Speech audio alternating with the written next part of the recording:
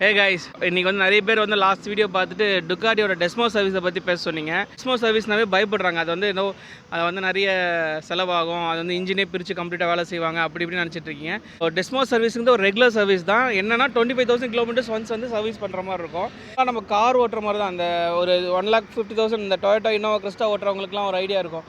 இந்த 1,00,000 கிலோமீட்டர்ஸ் போனால் timing belt மாற்றுறது, ஸோ இந்த மாதிரிலாம் இருக்கும்ல, அதே மாதிரி தான் இதுலேயும் பெல்ட்டு மாற்றணும். ஒரு 2 பெல்ட்டு மாற்றுவாங்க, ஒரு 16 சிம்ஸ் மாற்றுவாங்க, அதுக்கப்புறம் வந்து ஸ்பார்க் ப்ளக்ஸ் 4 ஸ்பார்க் ப்ளக்ஸ் மாற்றுவாங்க. ஸோ இதோட காஸ்டிங் நீங்கள் பார்த்தீங்கன்னா ஒரு 45,000 வரும் டெஸ்மோ சர்வீஸ் மட்டும்.